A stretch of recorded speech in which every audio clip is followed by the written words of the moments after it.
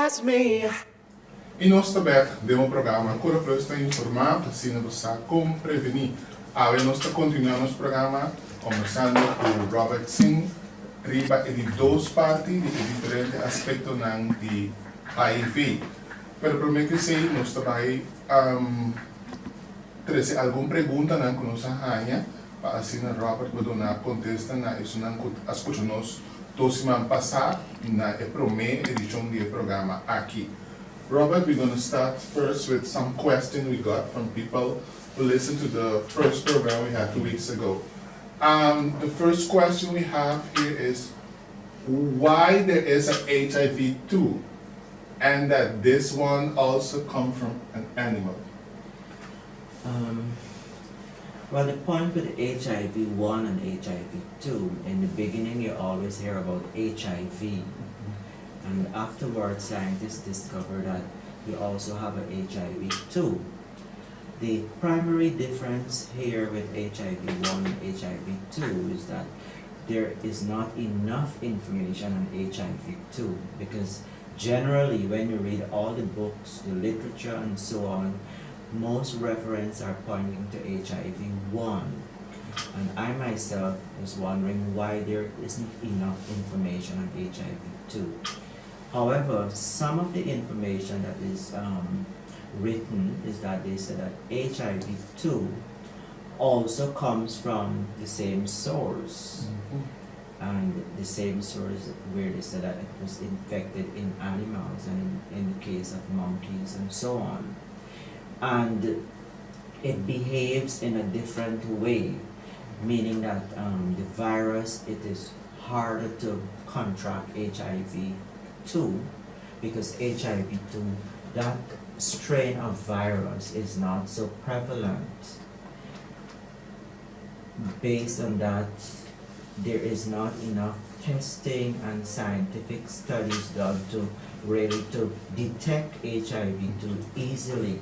Okay. However, I saw in some lab results when people are doing HIV tests, on their remarks they're saying that they're doing HIV-1 and HIV-2. Yes, that's what I noticed too, that they Yes. do both of them. They do both of them. Somehow, in my own analysis, I don't want to believe that is quite accurate because HIV-2 will also have to have some special kind of antigen so it can cause the reaction, and it is very expensive.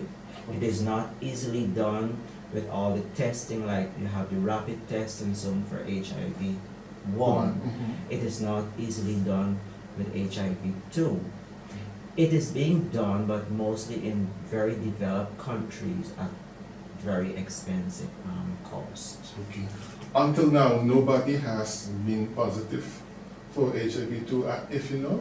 Yeah, there are some studies, mostly in the English-speaking Caribbean, they saw evidence of HIV-2, but they also recognize it as what they call as a biomarker, meaning that it is present in the blood, and they are thinking, where does it come from? They have to look at now, how does it reach this destination?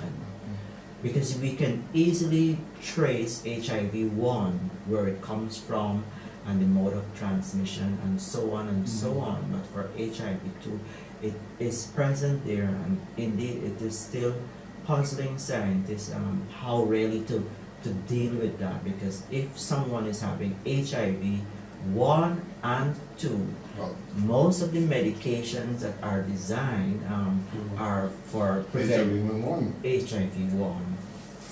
And that will be one big issue because it will be a bigger issue. In fact, there are small cases of HIV-2 in some regions of the Caribbean, but so much information are not out there. If you really need information, you have to probably buy books that are only available by advanced writers and so on. So it's not easily acquired. Yes, I think we're still dealing with HIV-1. So yes. Because still there's a lot of countries who don't even know how to go about with HIV-1, and but still, it is there. It is a fact that they do put it on paper when you go to the lab to do a test. So one way or the other, I hope that there will come a time that we need to be more informed about it, and I hope they have medication when the time comes to deal with it too, because otherwise we will be in another epidemic again. Right. Another question we got from is to explain the period of conception. Okay. Last time, around 2 weeks ago, you did that, and I think some people interest rise of it. And if you can explain that again to them, for them to understand it. Well, the aspect of conception is a very compelling argument in that I mean that some people still have many doubts.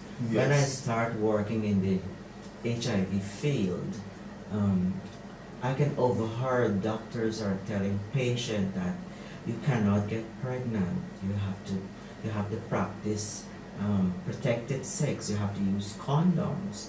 You cannot have sex without condoms. However, there are young men and young women who would like to become mothers and fathers. And when I look at it critically, I ask myself, do health workers like doctors, nurses, myself and so on, have the right to tell people that they should not become pregnant or they cannot have a child or children? For me, that is clearly a human rights violation. Because there is no law, there is no policy that say that someone who is HIV positive cannot have a child. At the end of the day, if they decide to have a child, they have to live with that choice and consequence. And whether if you tell people to do it or not to do it, they are going to do it. So in that case, the health professionals should provide all the guidance that person needs. Exactly, that is what they need, the guidance. Yes. Don't tell people, look, you cannot get pregnant because you're HIV positive. Yes, you can get pregnant, but these are the risks. We will provide the guidance, we will provide the support, we will provide the management, but these are the risks. We are going to be with you at every stage. And then I start to look at it in a way where people can understand the whole idea of conception. And conception is where a new life begins. And with human beings is where the sperm of the male fertilizes the egg of the female. The egg in the female are always there. Females are born with eggs. But the male, the sperms are developed when puberty arrives. But the egg also in the female becomes active too when puberty arrives. So the female always born with the ability to conceive, except when something go wrong biologically. Now, the last time I said that the HIV is present in body fluids, and these body fluids are the blood. We know what is the blood. The semen, we know what is the semen. It's in the breast milk and vaginal secretion. Those are the four main body fluids. However, there are other body fluids like the fluids if you have to do organ transplant, like lungs, heart, and so on. You know, fluids are always present there. And body fluids like the saliva and the urine and so on, and the tears, and there is no HIV present in those body fluids.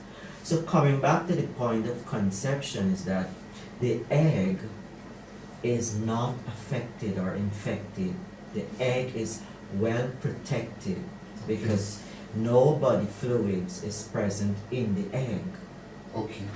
Or around the egg. Exactly. I think that is one of the aspects that Yes. most people try to understand.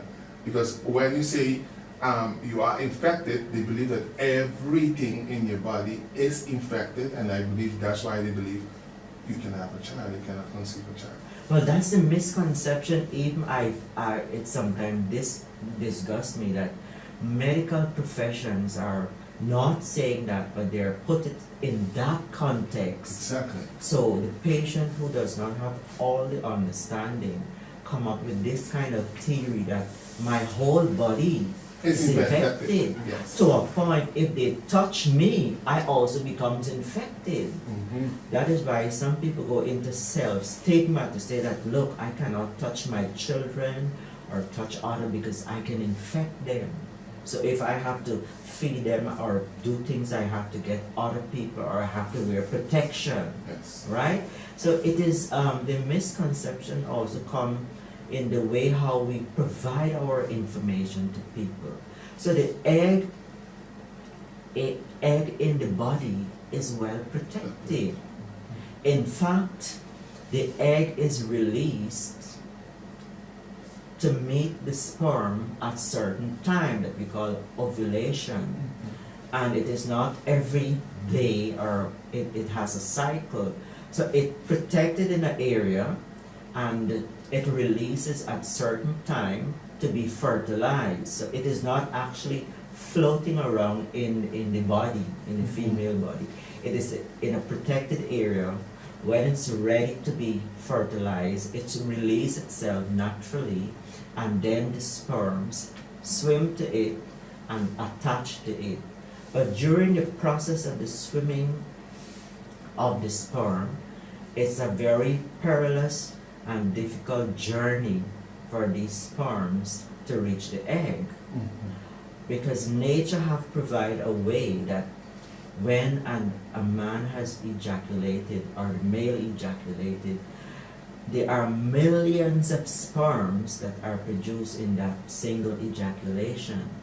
And out of that million, it's only one sperm that's going to fertilize one egg. Exactly. So you can imagine, when you look at the way how fertilization takes place, that it baffles me, and I myself have to conclude this is God's handiwork. Mm-hmm. So I'm not saying that I'm putting in Christianity into our discussion, but it brings me to the point that it is so magnificent that it is not there by accident. Exactly. It's a wonder. It's beyond the human imagination. It's beyond the scientific theories and findings and so on. It's so advanced that we still baffling how can this egg cannot be infected, right? But that's nature way. It is intended to be like that. So when this sperm is released, it released with so many millions, and they have to swim for 72 hours to reach to the egg. to the egg. And during that journey, some of these sperms are going to die, because they are not healthy enough, and nature have a way of selecting the healthiest. Mm-hmm. So which one reaches there very healthy and fit, that is the one is going to be fertilizing the egg.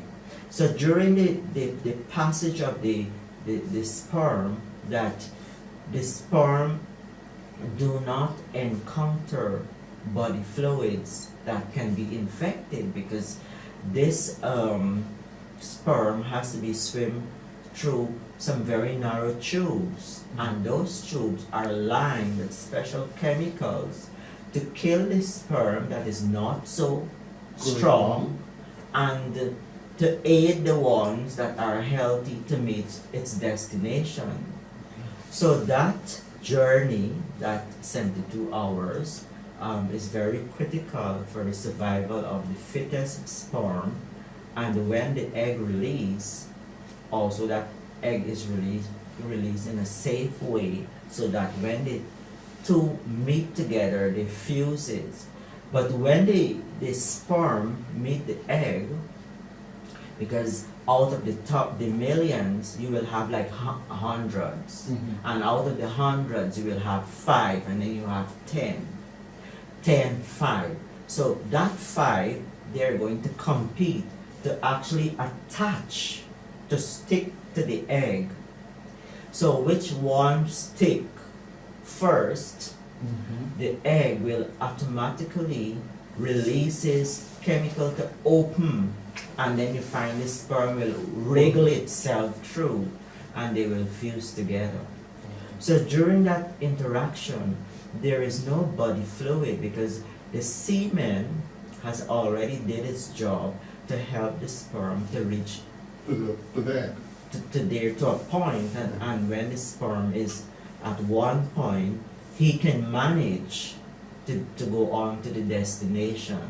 So you are saying when a baby is conceived, even one of the partners are positive Or both. or both, is a negative child who is being conceived. Of course, because no HIV in the sperm.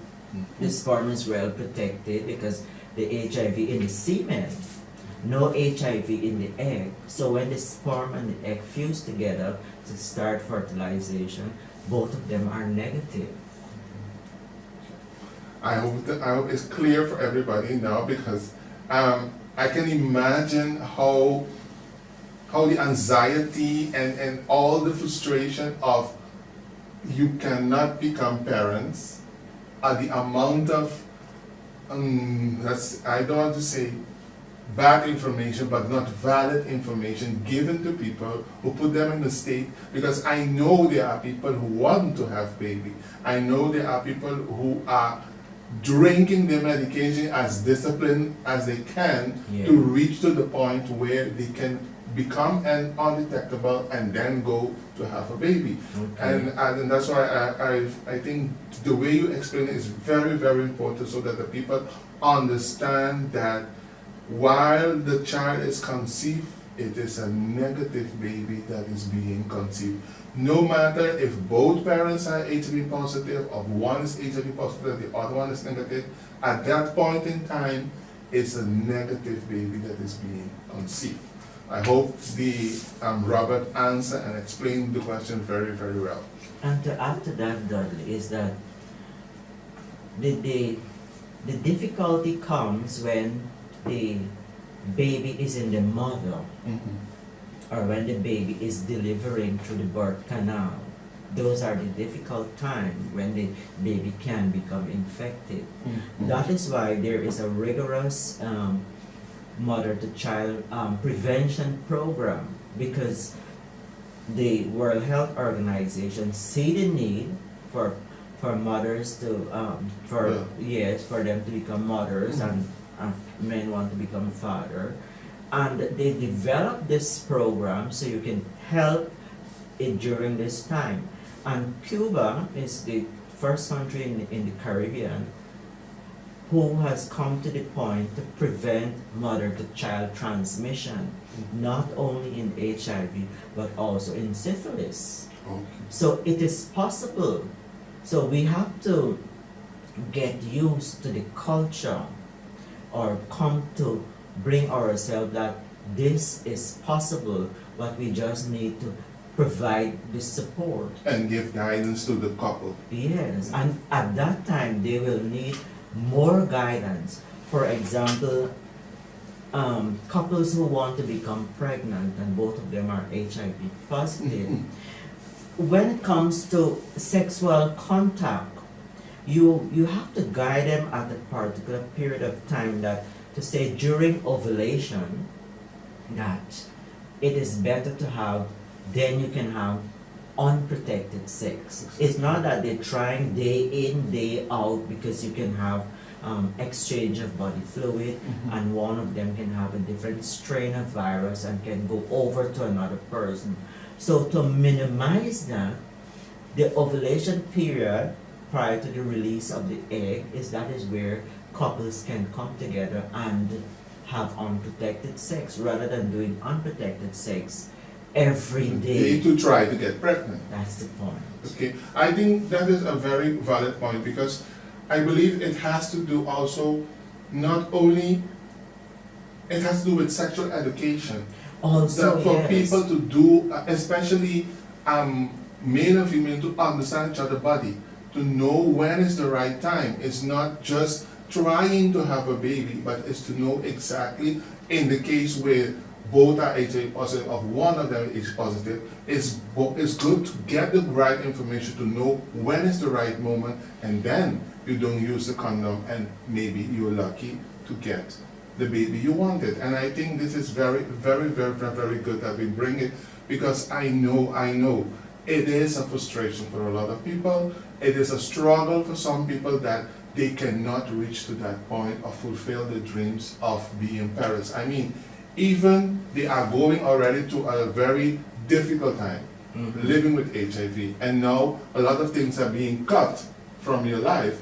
And I think this is a very great way of letting people see there is hope.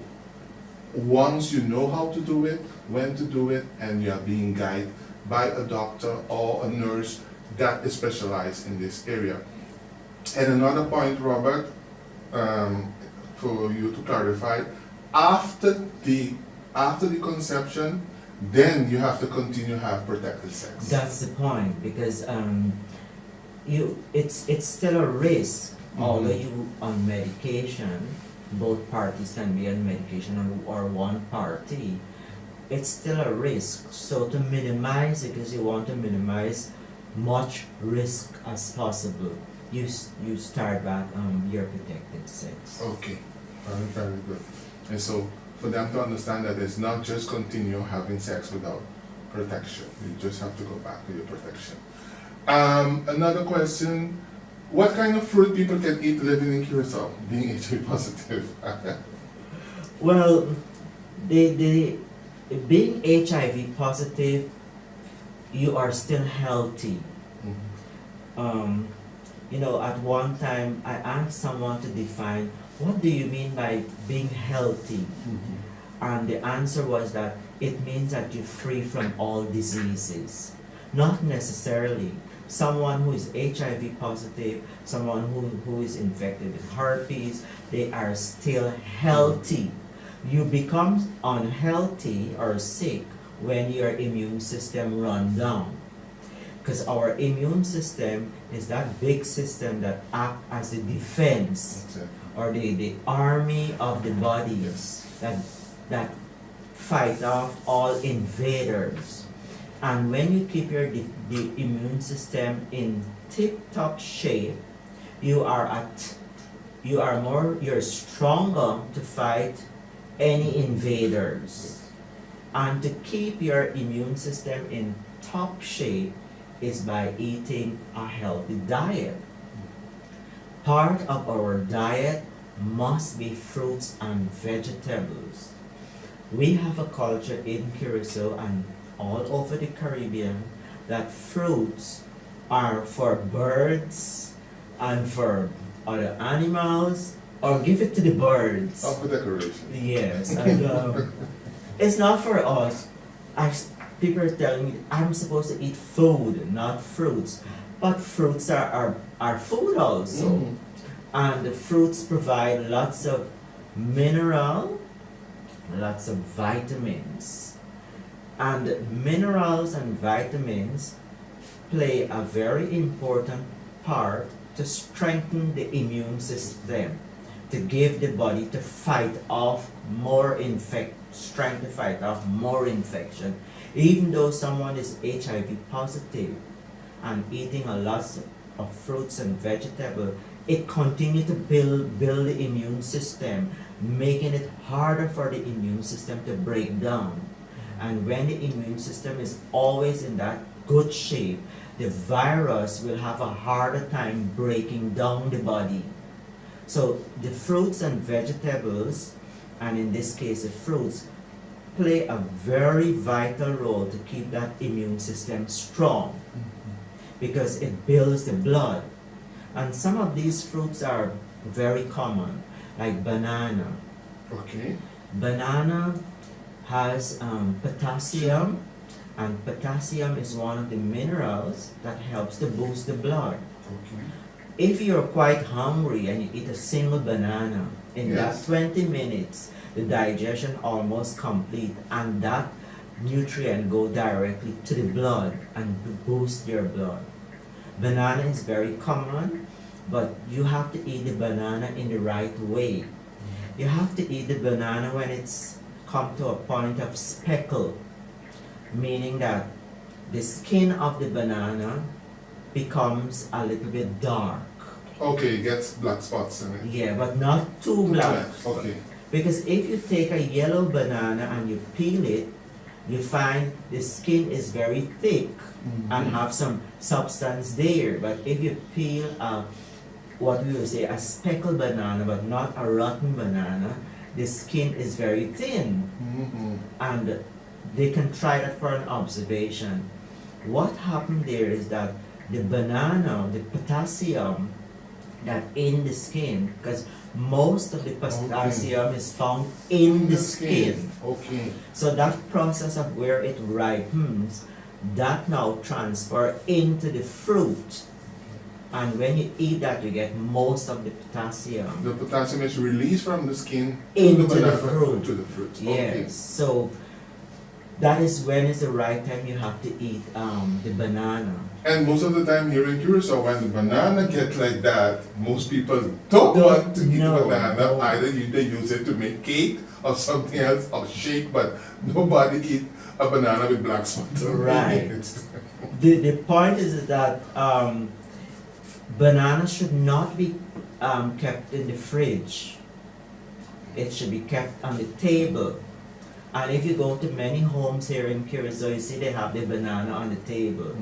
But some people may not know why, because their parents did it or their grandparents did it. But it is for a purpose, that it helps with the enzyme found in the banana to take its time to ripe to come to that point. But if you put it in the fridge, the cold environment stop the process of the enzyme to ripen it. And enzyme are a kind of substance or I don't want to say chemical, but it's part of the fruit that when you eat it, it's what we say biodigestive. It goes right away into the body and it breaks down in a very healthy way. It don't have to go through too many complex stages. It's biodigestive. Okay. So some other fruits quickly. I see apple is we call it ice apple is available here. Okay. That is also good to eat, but you eat it with the skin. You can eat also the green apples. Okay. Yes, half of I love green apples. Yeah, it contains pectin, and pectin also help to strengthen the blood. And all fruits in general are good, but too many fruits, like too much fruits, are not so good. In fact, too much of anything It's not good. is not good. So create a balance in your vegetables and your fruit. And your fruits, but you can eat fruit as a snack. Okay. So like if you're hungry, instead of you don't want to eat a meal, you can eat a fruit or maybe half of a fruit as a quick snack to give you that boost of energy. And I want to stitch in this part here. When someone is HIV, their body will use up more energy because the calories are burned up faster, because there's this constant battle with the immune system and the virus against each other. And by that, the body exerts to use more energy. So your calorie intake will be higher. But it doesn't necessarily mean that you have to eat Twice more. right. You can eat more, but not in big abundance, or like Not exaggerating in the way you eat. Like for instance, you normally eat one bowl of porridge. You're gonna eat two more just because of the need to eat. No, you can probably use like a small cup more when you're hungry, and you should always for HIV persons, you always have to pay attention to how you feel hungry, because there's a constant utilization of energy, of calories, because the calorie count for the average person, adult person, is 2,000 calories per day, meaning that the end of the day you count that amount, and I mean it's impossible to count it, but you can have an average count by the food you eat. Say like a bowl of porridge can be like 300 calories, Okay. depends on what it has inside. 2 banana can be like 50 or 75 calories, and you have an average count. So at the end of the day you can say you eat 2,000 calories, but for a person who are living with HIV, they may need a little bit more calories. Okay. Robert, before we go to a break, this mean that it has to do one way with the medication you drink too, that put you in this need of eating more? Well, the medication have side effects, Okay. and some of the side effects can be like improve The appetite? craving for more food, and also it can be that you have loss of appetite. It all depends on the personal immune system, how the body responds. But on the medication also, yes, because you must eat in order to break down the substance in the medication, to interact with the food, to bring that strength of the medication to the bloodstream. Okay. So food is very important. You hear it. Food is very, very, very important by someone who is HIV positive, and more when you are using medication. Nós trabalhamos um break disso também de Cura Plus está informar.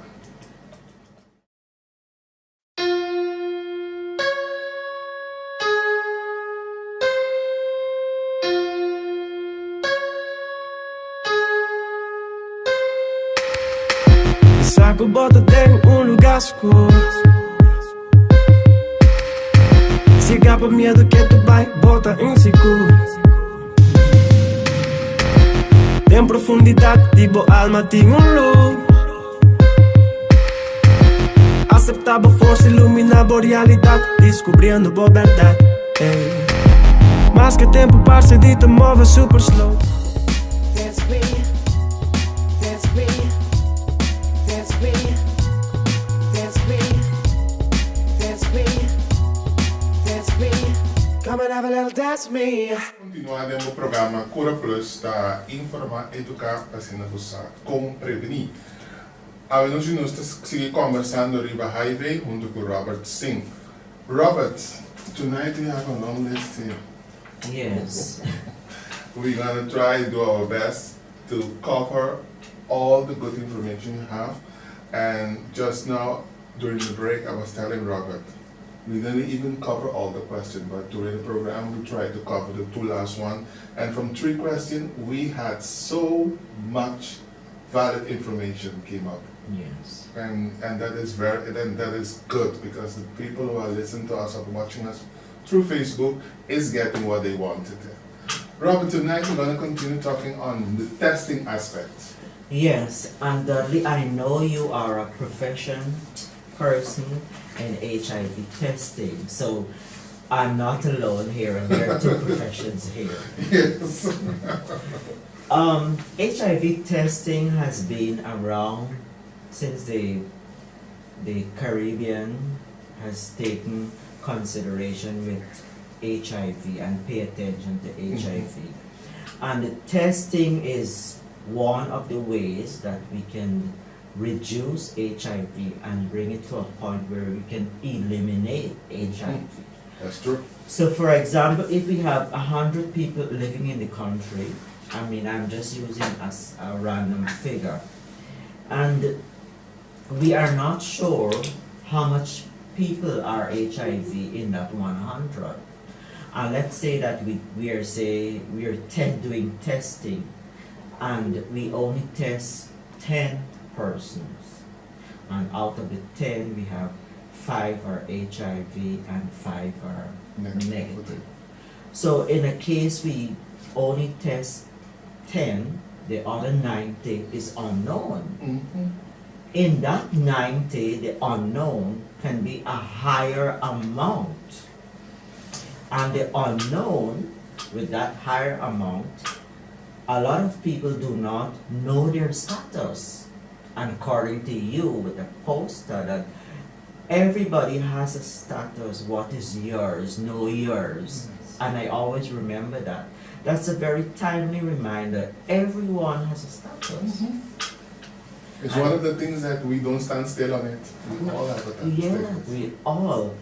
And when you test, it brings you closer to close all the gaps, because you can catch people. If people know that they're positive, it put them in a better position to take care of themselves and not to pass on the infection. And so in that regard, testing is very important. So I'm going to admonish or plead with people, do your HIV test. And you know, I will go a step further. It's not just important for knowing of this status, but it's also one way for you to be able to manage the whole health system of your country. You can, because sometimes people just think about HIV like, okay, medication, but this has an effect on the economy. It has an effect in the office. You can imagine an office from 50 people, 15 are HIV positive.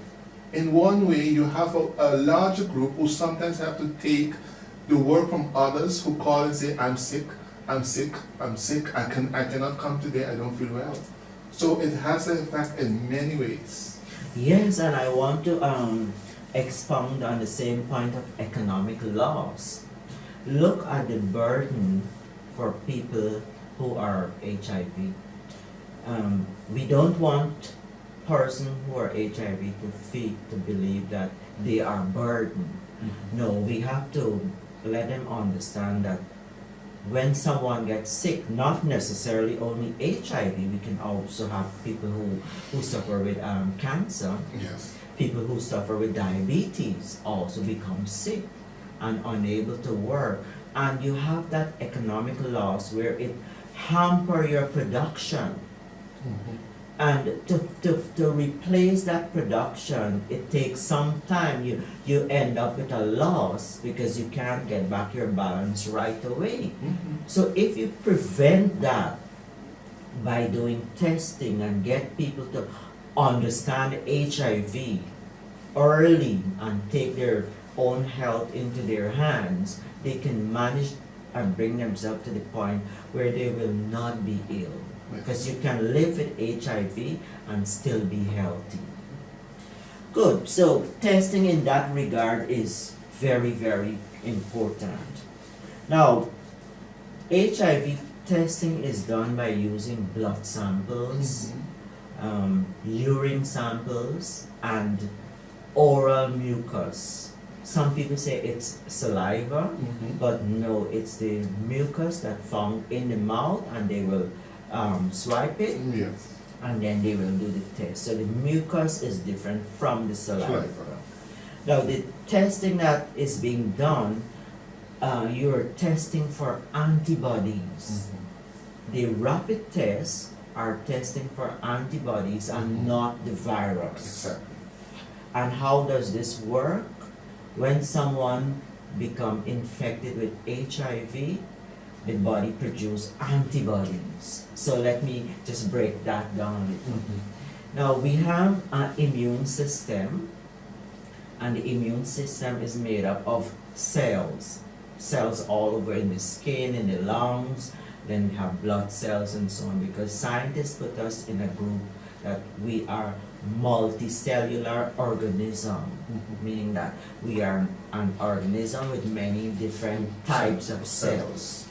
So the immune system is for protecting the body, and when an agent or an invader enter the body, and this invader in this case is the HIV or the virus, when it enters the body, it becomes an antigen, meaning that it is foreign. It's not supposed to be there. In my body. No. So my body is going to respond to it.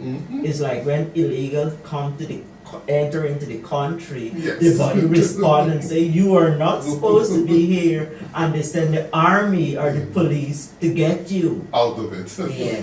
So in a similar way, when the virus enter the body, and the virus is an infectious agent, you're not supposed to be there. So the body responds and says, look, we have to do something about it. And it produces substance that's called antibodies. And what the antibodies does, it goes to the cell that is infected and try to kill it. And if it does not get to kill it, it marks it. And the other white blood cells go there to destroy it. Or sometimes they join with the antibodies and come together and strike to destroy it. But in this case, the HIV virus is stronger. Instead of the immune system destroy it, He destroyed the immune system. and start to break down the immune system. So when you do the test now, you test for antibodies. So if antibodies are present in these samples, it means that the HIV is present. Exactly.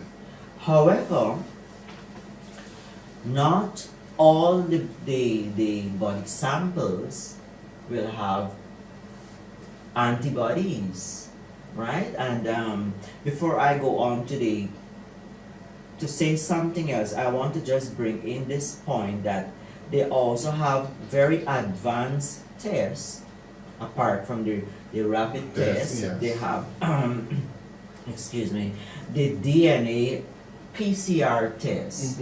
And the DNA, it's a very big word. It's the ribonucleic acid. So we call it the DNA. And this DNA is found in the blood. The DNA is part of your genetic makeup, Exactly. how you are made of. So when they extract that little blood, they will not have much DNA in it to really to understand if the HIV is affecting the DNA. And this is a more advanced test. Okay. If you are exposed in 1 week, they can use a DNA PCR to actually find out if the virus is present in the body. Okay. So when they take that little sample of DNA, it is not enough for them to put it on all their advanced equipment to able to study it and to understand it, to come to the point definitely if the virus is present. So what they do, they put it through a system called a PCR, which is they call it the polymerase chain reaction. And what it does, it takes that tiny DNA sample and it makes millions of copies. Okay. So when they have more copies now, they can look at it and say, okay, this strand of the DNA looks like something is going wrong with it because it's supposed to go in a particular direction, but they see that something is wrong there. So this now will give them more insight to come to early detection Of antibodies. no, of the virus. This goes straight to the virus. Virus. Okay. However, in the past, like maybe 5 to 10 years ago, to go through the what they call the molecular structure to make copies. In the past, it used to take like 6 to 8 weeks. Now they're doing it. It can take just 2 to 4 hours. For someone to know. To make these copies of the DNA. Okay. To study them, so they don't have to wait 6 months. 6, 2 8, weeks. right? Okay.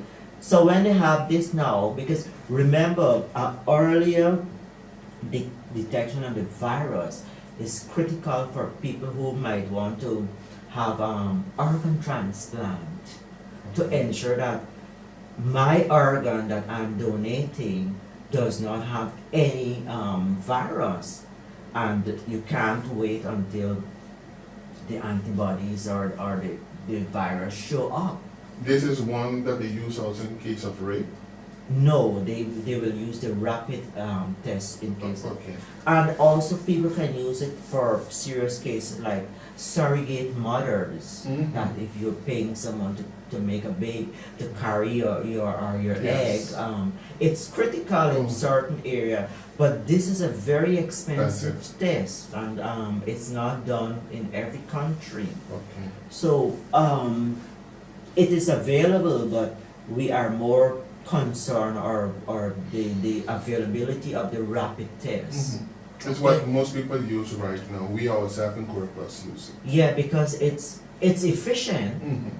it is accurate, it has very high what they call algorithm, because it is being tested and retested to come to the point of scientific accuracy. Mhm. So we don't want to say that this test is not good enough. No, because Yeah. I mean the one that Cura Plus use is 92.8% accurate.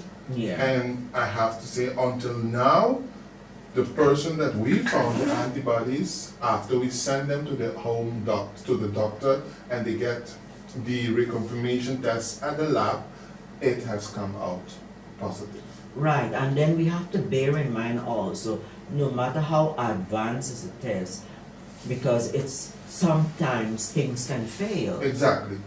So Mhm. nothing or no precaution is 100% safe. Because even when we do get someone who tests, who does have antibodies, they are in the right to ask to do the test again. Yes. Okay, do Yeah. the test again, and we do it. And if it comes the second time the same way, then we said, okay, it's better you go to the lab and get a confirmation test to say that you are positive or not, because by now I can say you have the antibody, but probably when they do an advanced test, something else might come out. Yeah. Yeah. So the rapid test result can bring out, even though it's accurate, it can bring out what we call a false positive. And it also can bring out what we call a false negative. Negative, yes. Now, what really is a false positive? The false positive is the result that says that, okay, you are not HIV, but you have a result that says that you are positive.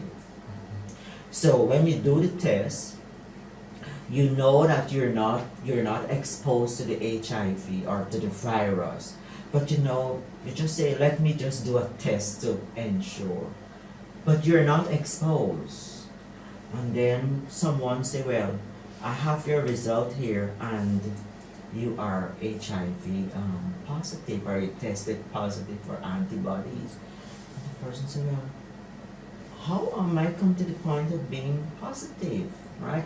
Or maybe a pregnant mother is doing a routine test, and then she said, oh no, her male partner tested, and she has no problem to retest it, and now how there is a how she's positive. But there are sometimes the body reacts differently during different periods. For a pregnant woman, that you have a higher concentration of antibodies during pregnancy. So even though the mother, or the expected mother, or the pregnant woman, she is HIV negative, but because during pregnancy more antibodies surface in her blood, that test pick up those antibodies and say that she is positive. Okay. Because sometimes the test is not so advanced to rule out different antibodies, because all the antibodies are not the same. So if when you infected with HIV, you have HIV antibodies. When you have malaria, you have a malaria antibodies. If you have herpes, you have herpes antibodies. So every infection has its own antibodies. Okay. So when a mother or a pregnant woman is tested positive, there's no need to alarm because she has so much antibodies surfacing that the test pick it up. But it's good to keep monitoring it. Yes. Okay. Also, person who may have like kidney problems, they also have higher load of antibodies because their immune system are always in constant fighting, and fighting produce antibodies. So that is in the case of a false positive, meaning that you are negative but you get a positive. Now in the case of a false negative, this is very common in all tests. Not only in HIV, it's also common in malaria. It's also common even in simple pregnancy tests, where they can use their home kit and say, oh, they stripe turn into the color, and say, oh, they go into excitement, but it's a false negative. Well, you know, Robert, what you're saying is one of the things that right now, since they have on the market the home HIV test, this is one of the things that we are very, very careful with. Well, because of this false negative result, that most of the time the people are not prepared, and they buy this, they go and do it at home, and sometimes you might get a result that at the end that is not a result. but Dudley, that makes me very nervous. And I don't want to frighten our viewers. But No, we don't this- try. It is a reality, because what you are saying here, I mean, I can understand we try to break the taboo and making people more responsible, okay? You did something, you are not sure what is going on, you could go and buy and do the test. But my point is how important it become now that people do have a kind of counseling before testing, you understand? And this buying this kit, go home, is playing Russian roulette. That's good. Well, I would say it's beyond Russian roulette. I would say is that someone can actually prepare for their bad outcome. Let me shed some light here.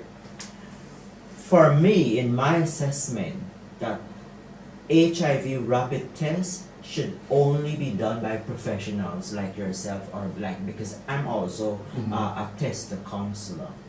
And if you notice that the procedure for doing an HIV test, let's leave out the part of counseling. Exactly. Let's just go to the test. You have to understand that you have to clean the area. And when you do the pricking, you have to take off that first blood, and then you have to squeeze to get that second blood. Now, all those processes are important so that no other organism or bacteria that is present there will influence that test. Now, storage of the rapid test is another factor. If it's not stored in the right temperature, it can be stored in the right temperature when you buy it from the pharmacy. But when you take it home, and let's say if you put it in the fridge, it comes in contact with other material, because rapid test, if it's stored in the fridge cannot contains no other material Then the rapid test. than the rapid test and the reagent and the buffer and so on. That is what they always do in hospital setting or agency that is doing tests. And that fridge always have to have an external meter to show the temperature. So if that temperature only dipped by half of that You percent, get the result that you don't expect to get. that's it. That's one aspect. Right. Let's say more of a medical aspect. Let's come to this psychological aspect. Let's say that I am in some kind form of anxiety into depression. Let's say that I am going through so much, I am not getting any support. Then I had a previous relationship, and then someone passed on to me, say that that person that you went with is It's HIV positive. but actually, when me and that person was in the relationship, that was not the case, but afterward the person become positive. Now, I am in this whole psychosocial confusion with less support. This is my last ends that I'm going to deal with. I did not have any pre-counseling. Nobody prepared me to tell me what can be the outcome. I don't understand what is HIV. I don't understand what are antibodies. Yes. Then I'm doing a test, and then even though that it say that there are antibodies or it is reactive, it can put me to a point that say that is where I'm finished with life. Yes. So I am not in support of the market strategy. Do you know the United Kingdom banned all rapid tests, and testing can only be done by doctors? I am totally agree with you on it, because no matter what is the idea at the back of it, of having it in supermarket, having it in cosmetic stores, wherever you can get it, my point is, and you explain it clear as what, you don't know at which stage the person who is buying the test is at that moment, or will get themselves into it the moment they're going to test. And a lot can happen. I mean, even when someone comes to you for a rapid test, the person come in a state that you have to try to calm the person, talk with the person. Right? Sometimes you spend 5 minutes without getting blood because the person is nervous, or the person give you the finger, pull it back, give you the finger, pull it back, give you the finger, pull it back. Now you have to start back again, but let's clean another finger. So imagine at that point in time with someone that you are sitting there and doing it. Imagine the person alone, at home. The other dimension of the rapid test, I mean, for very developed countries, let's take for example in the Netherlands, it is okay because they have system in place that if I at the point and I did the test and I feel confused and I want to do something to harm myself, I can pick up the phone and call for help, and help will come. But in the context of Cura, so are we ready for that? Yes. Are we ready for that? Good. So let's take a look at the false negative, because we didn't comment on that yet. Now the false negative is that I am HIV positive, but I do the test, but I get a false result, say that I am HIV negative. So I am positive, but when I do the test, it say that I am negative, and that's what we call a false negative. So what happened during false negative? And this is what happened. When someone is exposed to the HIV, let's say that, because I always like to use myself as an example, because I remember many years ago when I started doing awareness work, and I saw someone in the group, and I called his name. I said, let's say suppose Peter is so and so, and then Peter went back and say, Robert is throwing words at him, saying that I am trying to tell people that he is positive. So I stopped using, so I'm only referring to myself. So I know I can't have problem with myself. So let's say I am exposed to the virus, or I come in contact with the virus and I'm infected. Let's say I'm infected today and I do a test today. There is no way antibodies are going to show up because the virus did not reach to my blood cells yet. It takes 72 hours for what we call serial conversion. And it means that it have to go through different processes to come to the point to go into the blood cell per se. Because even if it's float around and do not attach itself to the blood cells, that the antibodies cannot develop. And when it get into the body and go through all those processes, it must come to the point of attaching itself to give out the antibodies, and that is 72 hours. So after 72 hours and you do a test, you still do not have the antibodies. So the antibodies respond maybe 4 to 6 weeks. Then you can have... When you start getting also the symptoms. No, No? you may not have any symptoms. You will only have the antibodies. And during the 4 to 6 weeks, you can have like a slight fever. Some people don't have anything. Yes, because some people come to test with you with any test, with anything, and they get antibodies. Yeah, so some, or maybe they have something, it was so light that they didn't pay attention to it, right? So, Robert, I try to make it clear to people. So, even after 72 hours of being infected or was exposed to someone who is infected, Let's say infected. Yes. Because I'm talking about, because sometimes people might do it. It's important that the person continue monitoring.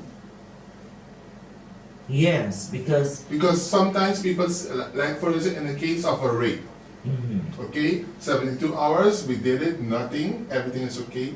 But some people stop there. They don't continue monitor that everything is okay after 6 weeks or something like that. well, that is not right. That is not good, because after 72 hours you tested, you will still not get antibodies reacting. 4 to 6 weeks also, you still may not have antibodies reacting.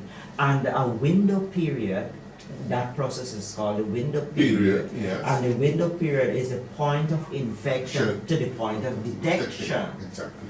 Now, a window period can go up to 18 months. Up to 18 months. Let's say a year and a half. And a half.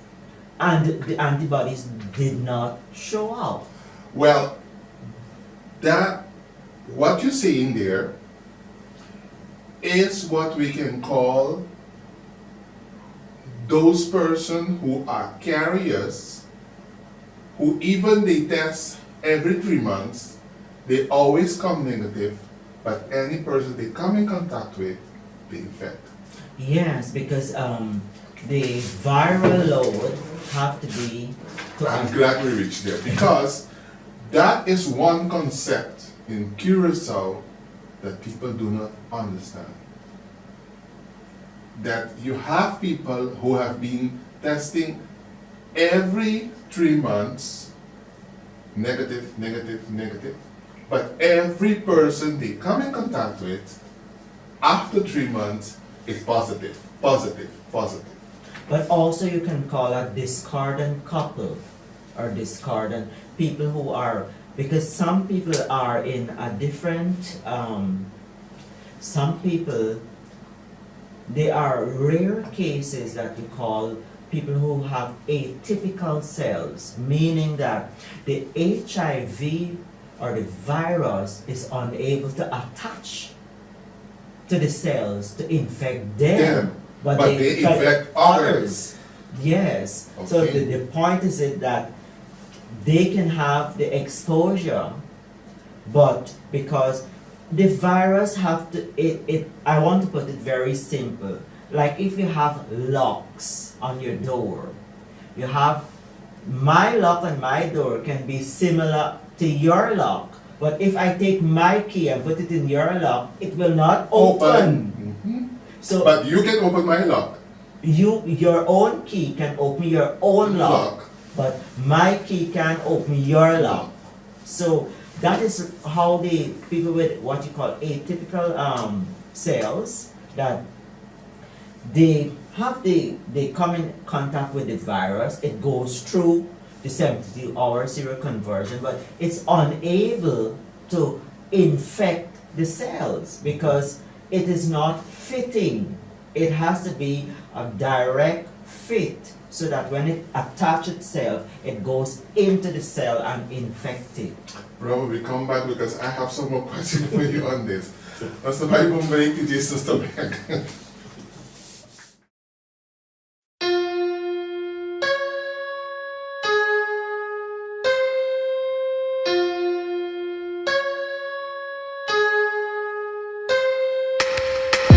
Saco bota tem lugar seguro. Siga por medo que tu vai bota inseguro. Tem profundidade, tipo alma tem luz.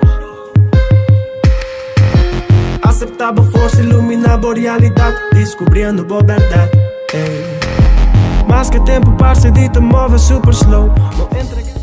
That's me, that's me, that's me, that's me, that's me, that's me. Come and have a little that's me. E nós trabalhamos no programa Cura Plus para informar e educar para se não usar como prevenir. Robert, we were talking on a very ticklish controversial topic because in my job I do get people that come to test and sometimes they refer you to situation, and as counselor you manage to put one and one and you see it's the same, it's the same, it's the same, but never you see the person who is the one doing the infection self come to test, or if the person come, you constantly get negative. Okay? But my point is, just now you was explaining to me, it's like a fitting. Yes. But when this person who is the carrier come to a point that he get infected, what happened? What is the situation? Because I mean, you can be going around for years like that, but there will come a point that something may happen to you too. Well, let's continue with, we were looking at the point of window period. And because also that has a component of also what you want to know. So window period is when you are positive, but you have the virus, but there is not enough antibodies to say that you are positive. And the window period can go on up to 18 months. So even though you have the virus in your body and you do the rapid test, you show that you are HIV negative, and that can go on for 3 months, 6 months, and it can go up to 18 months. And I come across that because I was reading on the safe injection program that happening in some countries where people become infected because the way how they administer injection, especially nurses and doctors, you know, as I said before, with the hollow needles and so on.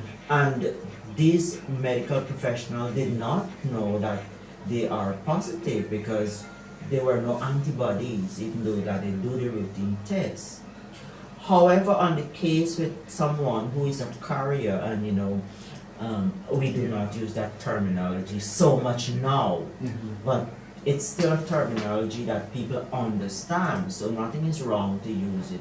But the carriers mean that someone is carrying the HIV in their body, but that HIV is not able to attach to them, Exactly. but they can infect others. Others. But you're asking a question that if at some point in time that their body will eventually get attacked by the HIV, of course, there are cases, and it's very rare, not regular cases, where people who are said to be, using the same terminology, carriers, they can be, they are having the virus, but they are showing negative. They can go up to 5, even 10 years, and it comes to a point where they now become infected.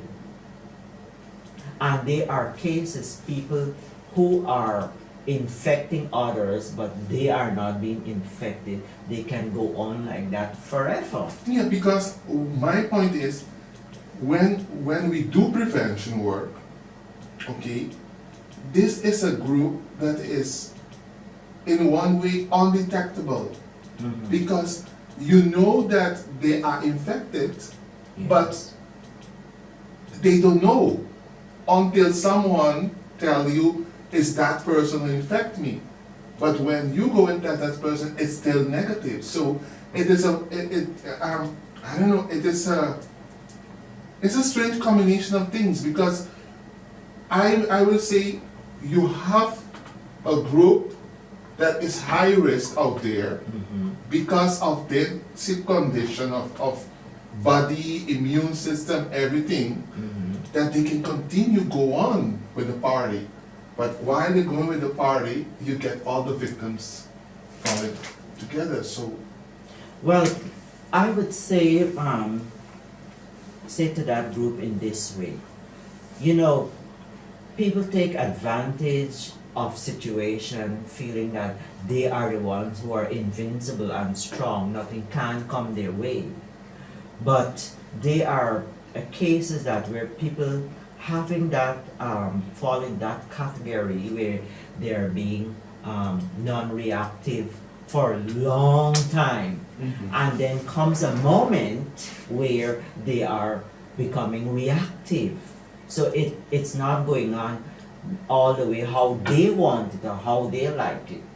However, those persons also put themselves at multiple risks or very high risks. For example, if someone think that they cannot be infected but they can infect so many other people.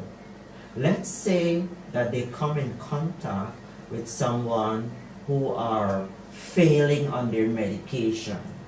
Let's say that someone who is on treatment but it's not really discipline their medication. That virus can mutate and change in a way that it becomes stronger. So no medication can, help you, or you have to go on a higher line of medication. Let's say that person who believes that he or she cannot be infected and come in contact with that kind of strain of virus. That person put themselves at risk, because maybe the other partners that they have were healthy, non-negative partners, but they never had exposure to someone who is on medication but are not so compliant with their medication. And that mutation of the virus, or a change in a way that it becomes stronger, can attack his or her immune system. Yeah, or you can talk about someone who have been immune for the medication, and he doesn't know or she doesn't know. That's the point. So doesn't it's still know. risky. They keep drinking it, but they don't know that the medication doesn't work anymore with them. Understand? Because my point is, when we look at this situation, you can say, okay, the person is tested, it's negative, but there is a play of trust here. You are telling me you are negative. I trust that you are negative. We don't use protection. But 3 months after, I am infected. You will go again, you're still negative. Yes. You understand what I'm saying? It is a very risky way of playing with life, but the other person will always keep standing on the position, it's not me, because I'm negative. So it's someone else who have infected you. And the other partner cheated. Yes. Yes. But scientifically, you know, because science do not have all the answers, something is going on in that person's body who keep showing up negative. Yes. Something is going on, but whatever is going on is reflected in the result that the person is safe.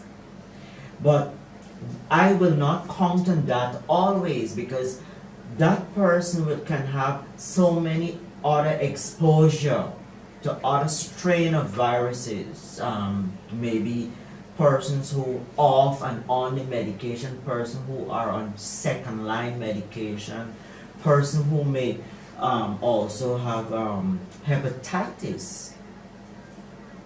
So how I look at it, it's frightening, even though I tell myself, look, I don't have to worry about anything because this virus is not really attaching to me and infecting me. So what I'm going to do, I'm going to spread it like wildfire. So while I'm spreading it, and I may not be being infected, or maybe with different strain, even to that I can bypass, I might not able to bypass hepatitis. Yeah. And hepatitis is also serious. Yes. It will attack my liver. Yeah. It's one of the serious STDs. Of course, so you can pick up an HPV, that's a human papillomavirus. Yes. So don't count that, okay, that you can do as you like. Maybe those persons do not understand the other risk. They are only in tune that, okay, that this is the HIV part, that nothing is going to come my way. But think about the other that infections. you are able to be vulnerable for other STDs. Yeah, and that also you can be vulnerable to come to a point in time when the virus can actually get into you. And we can say, just as you said, by being vulnerable to all the other STDs, that can be a window open that while you think that you're not going to get infected by HIV, but by getting one of these STDs, your immune system goes so low. That's the point. And that's why I was asking you that persons like this, when they get to know that they are HIV, sometimes it moves straight into AIDS because of the immune system so low they have. Yes, but in the case that if the persons who have the virus, but it's not really attaching to them to infect them, but if they pick up other infection along the way, and also if they're using alcohol and they're using drugs and they're having a nice time, it means that their immune system can just go down. And if they go down, they can also becomes infected. It is not very clear, but also what is clear is that they can be infected with STIs. So all is not good in your favor. Okay, take for instance, the HIV is not getting your way, but I don't believe that the STIs are going to spare you. And the ones that are not treatable and curable can get into your way. Yeah. Because this is something that most of the time you can get an answer for it. And sometimes the people who get themselves in this kind of situation, that they are infected, they know, and even the person keeps saying it's not from me, but sometimes the people say, well, it is only with you I was, and it's from you I got it. And they keep testing is negative. But and I mean, it's so frustrating because even the person is telling you is negative, but it has an effect on the positive person's life. Yes. Because who I'm gonna trust now? Yeah. Who I'm gonna trust now? We have it's called discordant couple. People who are in and I see it's very evident. I came across maybe like 5 cases, and during my practice, and I know this mother. She comes very often, and then every year she will have another baby. And I said, do you wish to have more children? And then she said, her partner wished to have more children because nothing is wrong with them, but she accepts that she know that she's infected. But her partner, who do not understand the mode of transmission, because he is negative, he also believes that She is negative. he did not know that he has the virus and infect others, but it is not really showing up in him. So I said, let him come. We can do a test on him. So we asked the VCT, that's a voluntary test counselor. She did the test. He shows up non-reactive. I networked with other clinics because I said, I really want to know, because it's intriguing. You want to help. And it went on and on. So I had a conference with the doctor, because we have several times you have conferences, short conference like an hour, and you present because you want to know, because you want to give the proper guidance. And they tell you about these unusual cases. However, they also warn that even people who think that they are not infected at that time, there are cases where it will come to that point in time, they can be infected, and there are cases where that they will never be infected.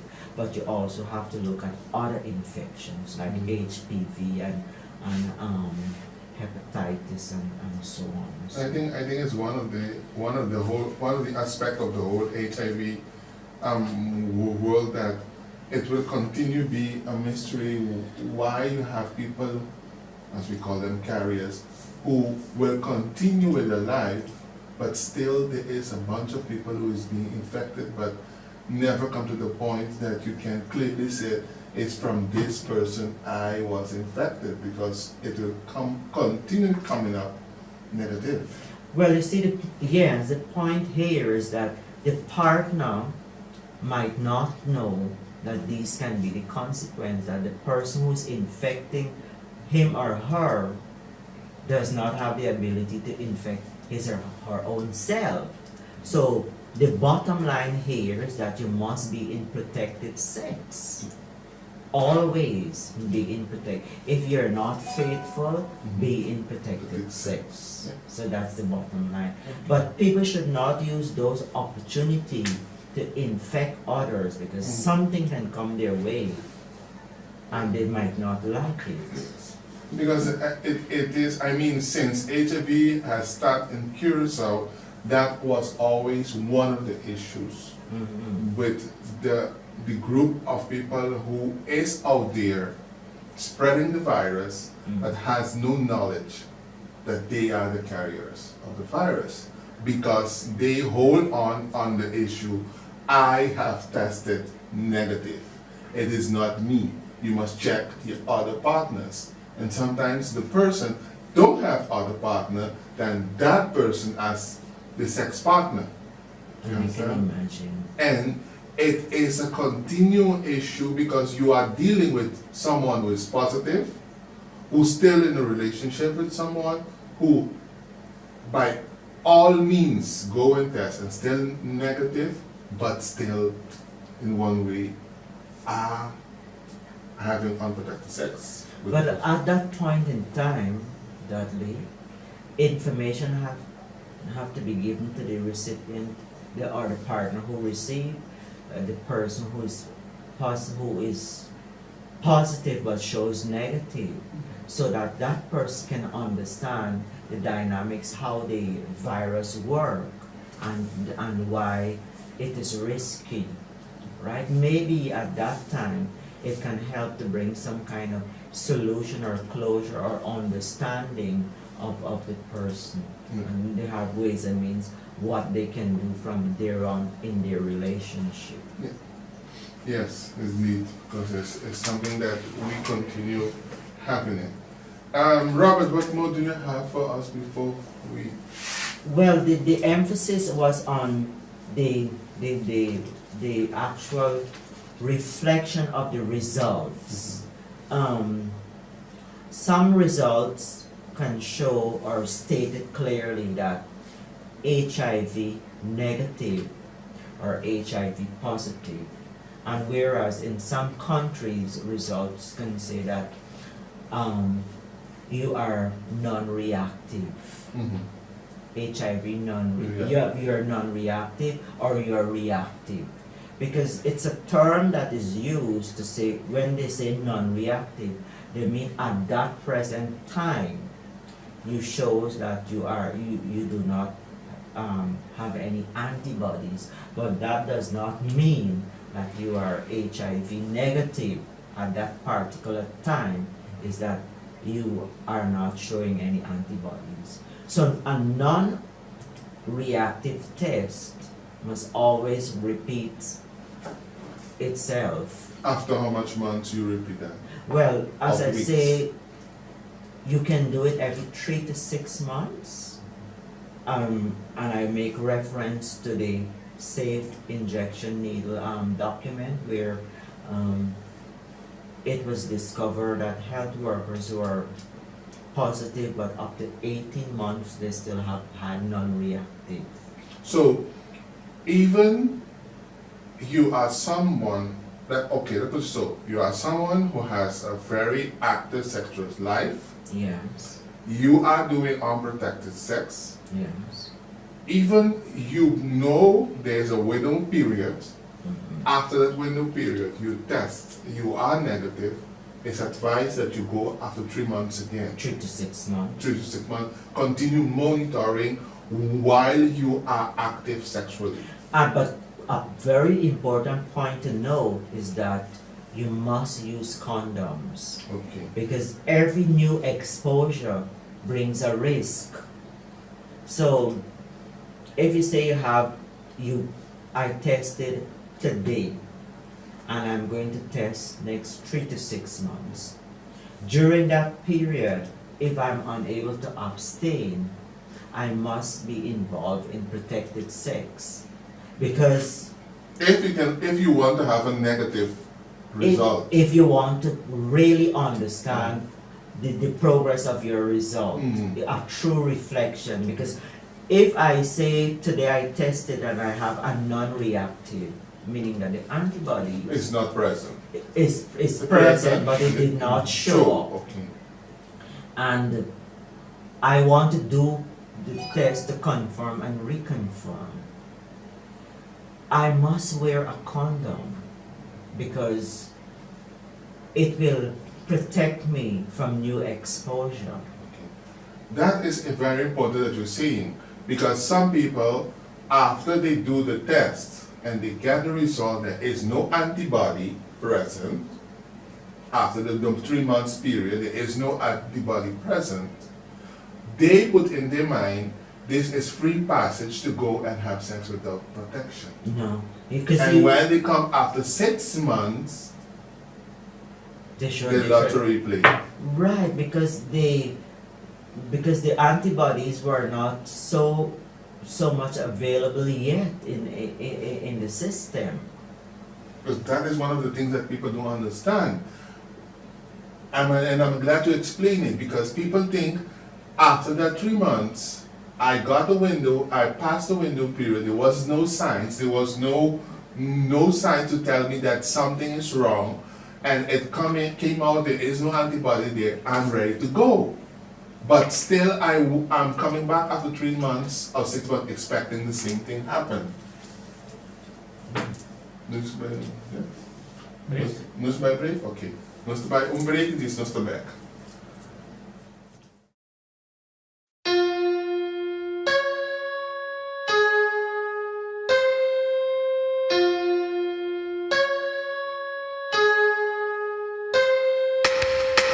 Saco bota tem lugar seguro.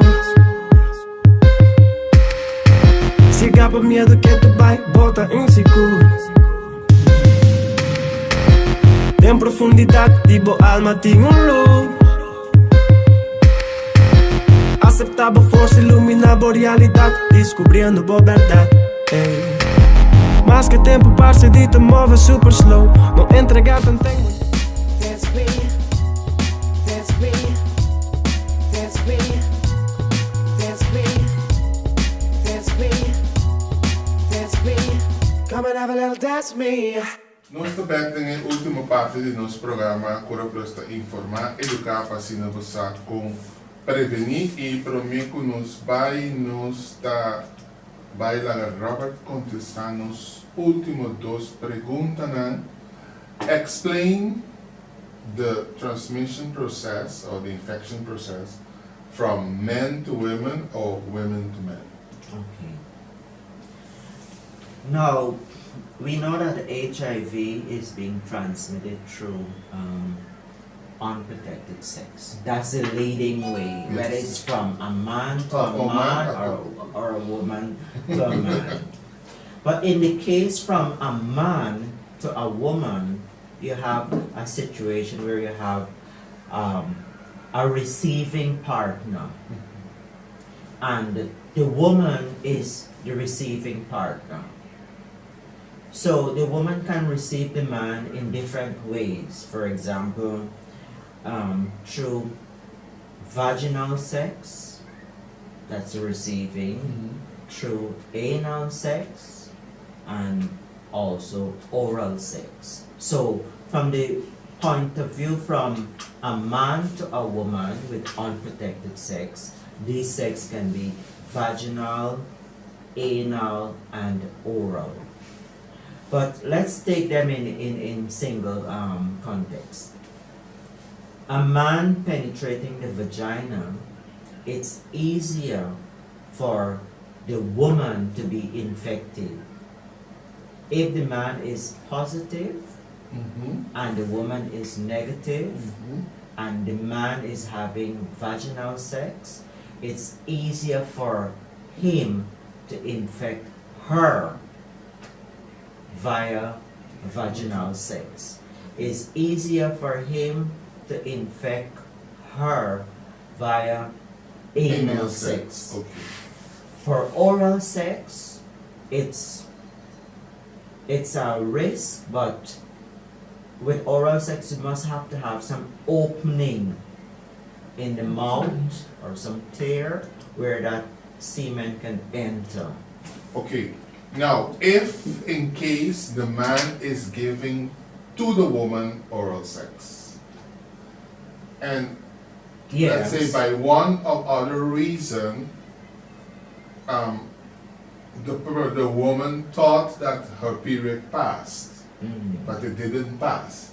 What is the consequences if this man come in touch with the blood, with the From the period blood, period. from the period? Well, first of all, the period blood, it's not really blood, but it looks like blood. I like the way Robert said it. It's more than blood. It's body tissue. In answering, I will have to, if you have to permit me to reflect, so that people can have a little bit of clarity when I say it's not really blood, but people say they're bleeding from their vagina. What nonsense I'm talking! It is not really blood, but it's not really blood alone. How does the period come about? What causes the period? It is when during the ovulation period, when the egg is released, that egg is released with the intention to be fertilized by the sperm so that a baby can develop. So prior to the release of that egg, part of the woman's reproductive area is that the womb, or maybe somewhere in the uterus, there is a special bed that is prepared with nutrient made up from the woman, so that when that egg is fertilized, it goes there and where the conception takes place. And from there, it starts to be nourished and grow, and the cells multiply and divide, and the baby start to develop. But when the egg go into that area to rest there, to develop, that nutrient is already provided by those thick formation of tissues and so on. So when the egg, it's not when the egg is already fertilized and then the body is trying to make that. No, the body makes preparation before, because the body is certain that the egg is going to be fertilized. However, she did not have any sexual contact. And what happened? That whole bed and preparation that will provide the growth and development of that egg, it breaks down. And that is the period. And it comes out, it breaks down, and it breaks up into these particles, and the uterus push it out. So sometimes it can come very thick and clammy, sometimes yes. So it is blood, but but it doesn't cause any kind of infection if someone is having oral sex with a woman and that happens. It is risky because it's blood, it's part of the body fluid, but it's not like blood like if you cut me. Okay. Right? Okay. And it can contains the virus. Well, in this case, I would say I'm not sure. I don't want to pretend I know everything. I'm not sure. But the best thing is not to stop. If it happens, stop doing what you're doing. But let's say that automatically some blood gets into his mouth, right? Mm-hmm. He's not going to be infected because he has to have some opening in that mouth. Okay. So for that now to go in, because if I swallow, let's say I take a suck and I swallow that, and I have no opening in my mouth, and that goes right down into my digestive system, the amount of acid in my system, if it contains any HIV, it's going to kill it. Okay. Because it has to have an entry to go in, because inside my stomach. Mas que tempo passa e te move super slow. Não entrega tanto tempo, llega a superficie. Botavo superhero. Al rescate di bo alma bota superando.